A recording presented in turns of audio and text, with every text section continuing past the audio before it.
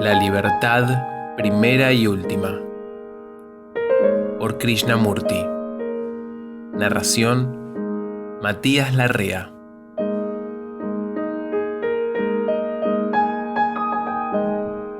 Capítulo 2. ¿Qué es lo que buscamos? ¿Qué es lo que busca la mayoría de nosotros? ¿Qué es lo que cada uno de nosotros quiere?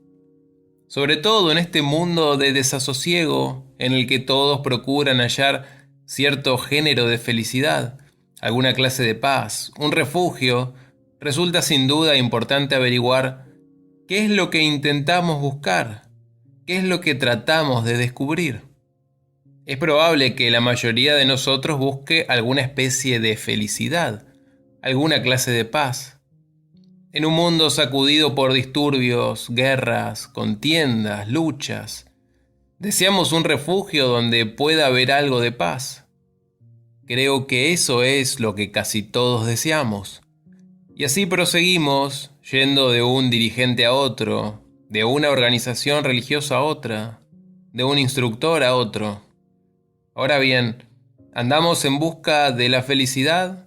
¿O lo que buscamos es alguna clase de satisfacción de la que esperamos derivar felicidad? Hay una diferencia, por cierto, entre felicidad y satisfacción. ¿Pueden buscar la felicidad? Tal vez puedan hallar satisfacción, pero ciertamente no pueden encontrar la felicidad. La felicidad sin duda es un derivado. Es un producto accesorio de alguna otra cosa. Antes, pues, de consagrar nuestra mente y corazón a algo que requiere gran dosis de seriedad, de atención, de pensamiento, de cuidado, debemos descubrir, ¿no es así?, qué es lo que buscamos, si es felicidad o satisfacción. Deseamos estar satisfechos, deseamos hallar una sensación de plenitud al final de nuestra búsqueda. Después de todo, si uno busca la paz, puede encontrarla muy fácilmente. Puede uno consagrarse ciegamente a alguna causa, a una idea, y hallar en ella un refugio. Eso, a buen seguro, no resuelve el problema. El mero aislamiento en una idea que nos encierra no nos libra del conflicto. Debemos, pues, ¿no es así?, descubrir qué es lo que cada uno de nosotros quiere, tanto en lo íntimo como exteriormente. Si esto lo vemos claro, no necesitaremos ir a alguna parte, recurrir a ningún instructor, a ninguna iglesia, a ninguna organización. De modo que nuestra dificultad estriba en aclarar en nosotros mismos cuál es nuestra intención. ¿Puede haber claridad en nosotros? Y esa claridad nos viene indagando, tratando de averiguar lo que otros dicen, desde el más elevado instructor hasta el vulgar predicador de la iglesia a la vuelta de la esquina. Tienen que recurrir a alguien para descubrir. Y sin embargo, eso es lo que hacemos, ¿no es así?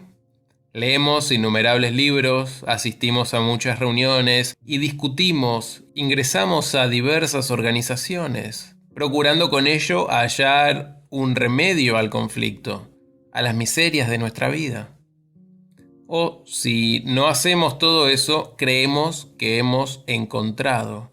Esto es, decimos que determinada organización, determinado instructor, determinado libro nos satisface. En eso hemos hallado todo lo que deseamos, y en eso permanecemos cristalizados y encerrados. Lo que buscamos a través de toda esta confusión, ¿no es acaso algo permanente, algo duradero, algo que denominamos realidad, Dios, verdad o lo que les plazca?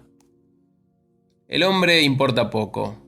La palabra no es la cosa, ciertamente. No caigamos, pues, en la red de las palabras. Dejen eso para los conferenciantes profesionales.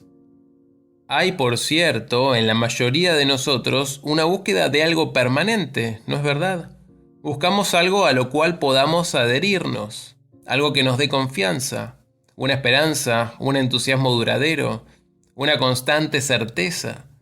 porque en nosotros mismos nos sentimos inseguros. No nos conocemos a nosotros mismos.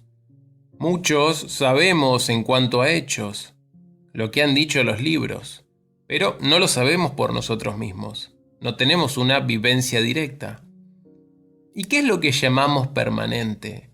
¿Qué es lo que buscamos y qué nos dará o qué esperamos ha de darnos permanencia? ¿No buscamos felicidad, satisfacción, certeza duradera?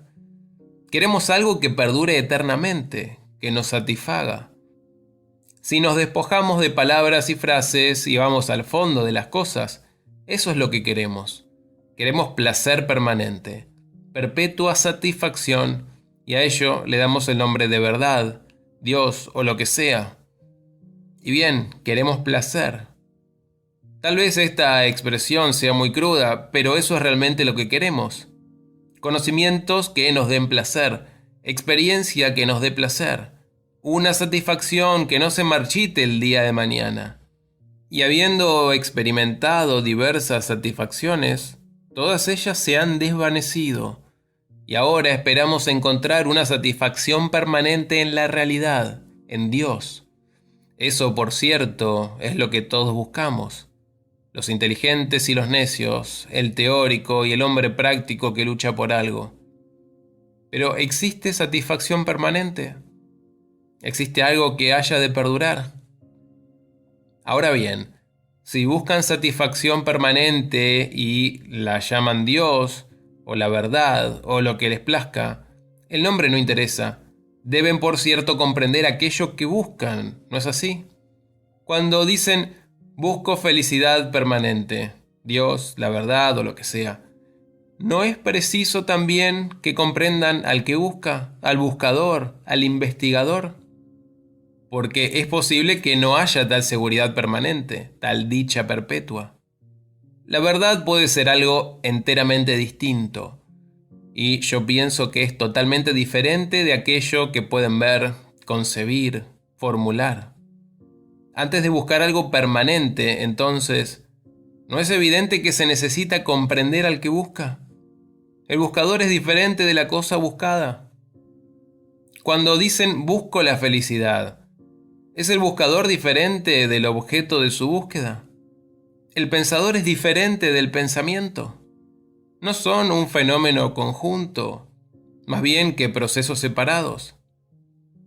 Es indispensable, por consiguiente, ¿verdad?, comprender al buscador antes de intentar descubrir qué es lo que él busca. Debemos, pues, llegar al punto en que nos preguntemos, de modo serio y profundo, si la paz, la felicidad, Dios o lo que les plazca pueden sernos dados por otra persona. ¿Puede esta búsqueda incesante, este anhelo, darnos ese extraordinario sentido de realidad, ese ser creativo que surge cuando nos comprendemos realmente a nosotros mismos? ¿Acaso el conocimiento propio nos llega siguiendo a alguna otra persona, perteneciendo a alguna organización en particular, leyendo libros y así sucesivamente? Después de todo, ese es el principal problema, que mientras yo no me comprenda a mí mismo, no tengo base alguna para el pensamiento, y toda mi búsqueda será en vano. ¿No es así? Puedo escapar hacia cosas ilusorias, puedo huir de la contienda, del esfuerzo, de la lucha, puedo adorar a otro, puedo buscar mi salvación a través de otra persona.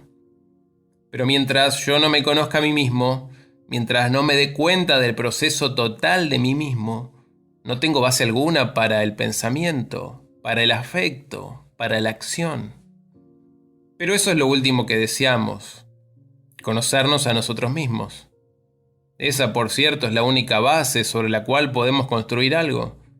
Pero antes de que podamos hacerlo, antes de que podamos transformarnos, antes de que podamos condenar o destruir, es preciso que sepamos lo que somos. Continuar buscando, cambiando de instructores religiosos, de guías espirituales, practicando la yoga, ejercicios respiratorios, cumpliendo ritos, siguiendo a maestros y demás cosas por el estilo, es totalmente inútil, ¿verdad?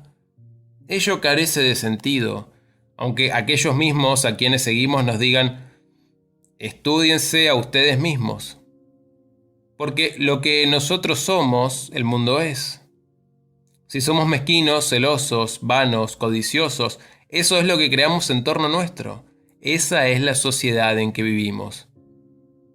Me parece, pues, que antes de emprender un viaje para hallar la realidad, para encontrar a Dios, antes de que podamos actuar, antes de que podamos tener relación alguna unos con otros, y eso es la sociedad, es esencial que empecemos por comprendernos a nosotros mismos en primer término.